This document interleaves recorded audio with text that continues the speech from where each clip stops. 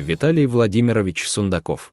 Известный в России журналист, путешественник, писатель, первый эксперт по комплексной безопасности и выживанию в сложных условиях.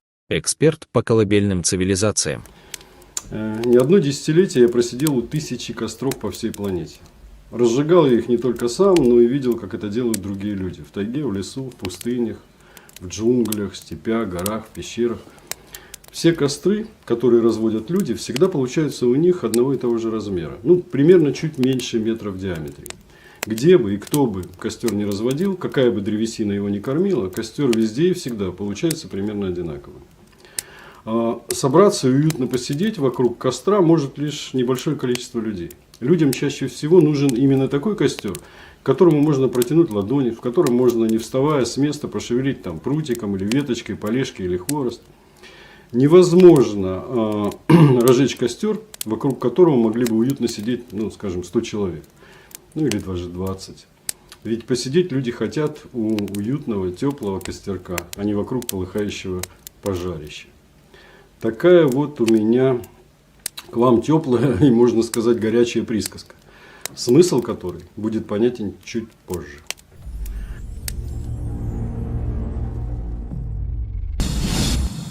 А скажу я вам сегодня, в моем сегодняшнем сообщении, об Отечестве нашем и о нашей Родине. Мы часто обращаемся к понятиям Родина и Отечество, часто произносим эти слова. Так получилось, что люди нынче зачастую не видят и не чувствуют между этими понятиями и словами никакой такой особой разницы. Но сообщаю вам, друзья мои, братья мои и сестры, братишки мои и мои сестрички, что разница между этими понятиями есть. Отечество и Родина вовсе не одно и то же. Это разные по смыслу слова.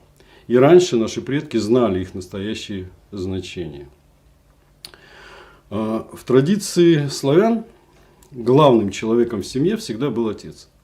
Как бы люди не любили и не уважали мать семейства, в конечном счете именно отец определял, что семье нужно и чего ей не нужно, что для семьи хорошо и что плохо. Отец в семье представлял собой небеса, а землю в семье представляла мать. В исходной вере славян всеобщим же отцом для всех было небо, а всеобщей матерью для всех людей была мать, сыра земля. Как не любили свою землю наши отцы, и деды и прадеды, наши бабушки и прабабушки, главным для них все же было родное небо и родные звезды. Огонь всегда посылается на землю небесами.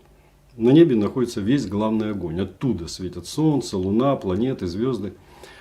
Светят в небе северное и южное полярные сияния. С небес приходит на землю и огонь молний. Костер на земле тоже посланник неба. Он является своеобразным представителем огня небесного, Отца Неба. Образно говоря, костер, вокруг которого, предположим, представим себе, мы сидим, это и есть Отец. А земля, согретая этим костром, это и есть мать. Они и есть отец и мать всех тех людей, что сидят на этой теплой земле вокруг этого греющего костра. Наши предки считали, что сидя вокруг костра, все сидели подле отца, на коленях у матери сырой земли. Рождает все на свете земля-матушка. И во всем, что она родила, есть тепло Отца Неба, искорка неба. Так вот, всякое живое тело на земле содержит в себе частичку, огонек от Отца Небесного. В древности живот и передняя поверхность ног женщины назывались родиной. Ребенок, сидя на коленях матери, сидит на ее родинах. Иначе говоря, он сидит на своей родине.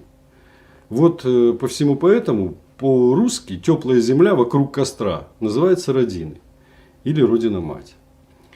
Вот если заключить костер в очаг, так сказать, одеть его в камень, то отцом станет очаг, а матерью тогда будет земля с очагом, заключенная в стены. То есть матерью является дом, жилище, в котором есть очаг.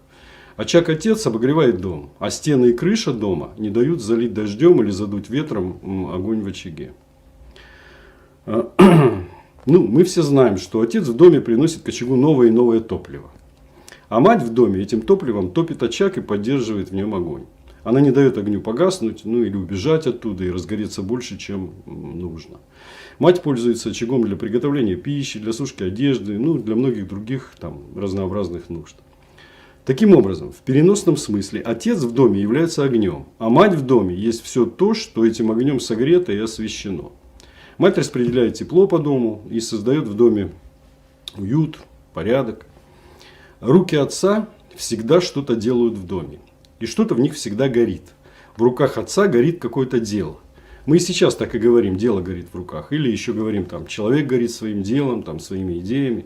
И даже говорим, человек сгорел на работе. Вот в большом переносном смысле все, что делается на земле, есть то, что на ней горит. Ну или точнее, то, чем она горит. И согрета, обогрета земля всеми теми делами, которые горят в руках всех тружеников и тружениц на этой земле. Так вот, скажу я вам, Отечество есть все или все прежние и нынешние деятели родной земли и все, что на ней делается.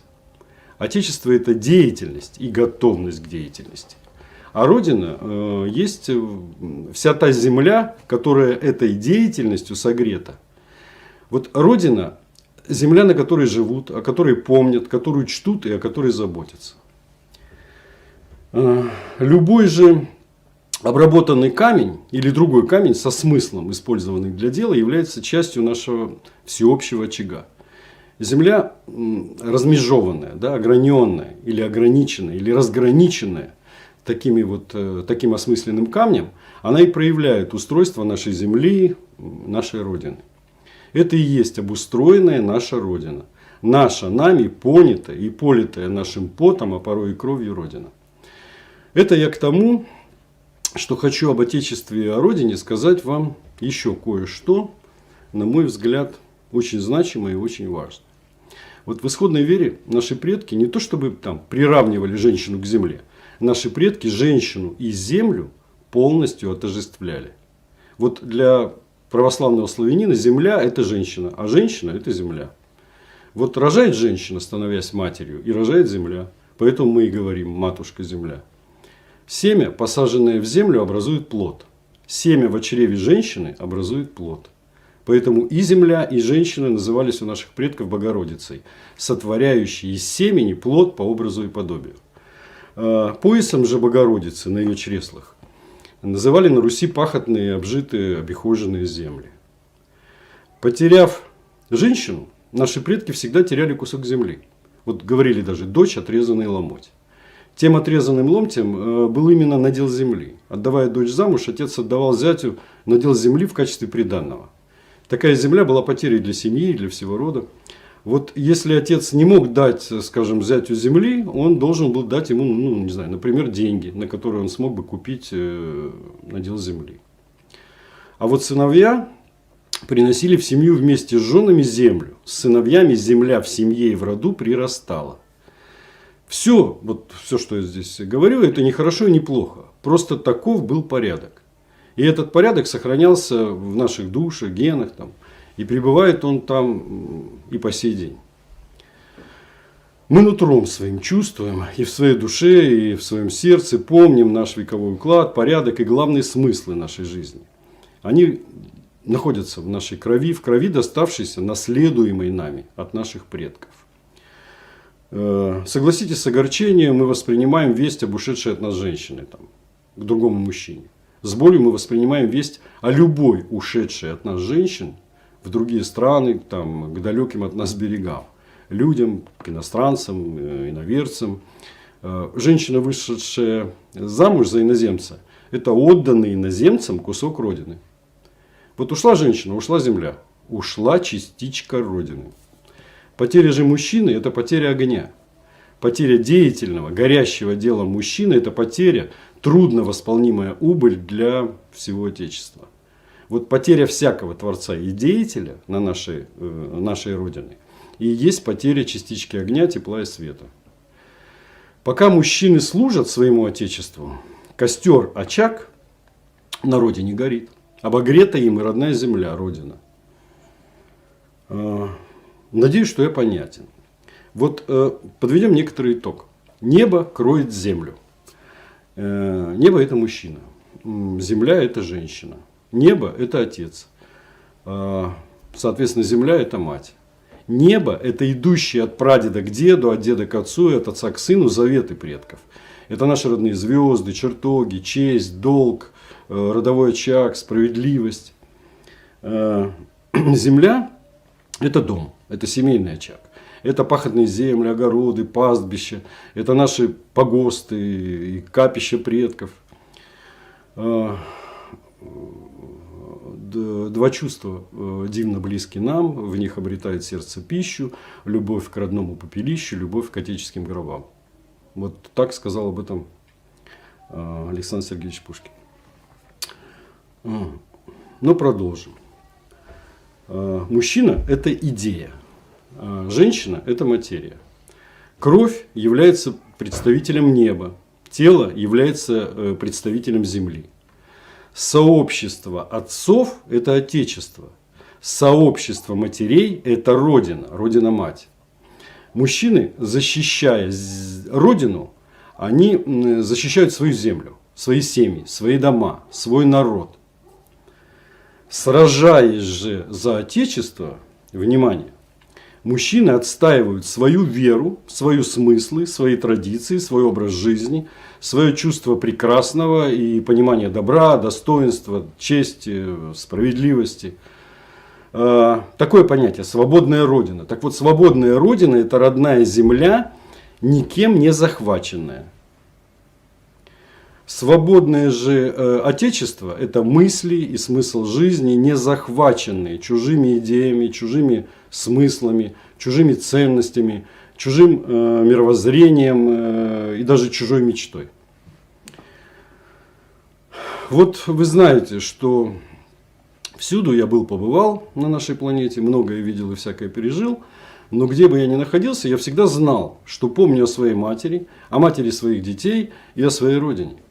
Где бы и когда бы я ни находился, что бы, где бы ни делал, что бы, кому бы ни говорил, я всегда помню своих дедов, своего отца и то, что я, как и они, служу своему Отечеству.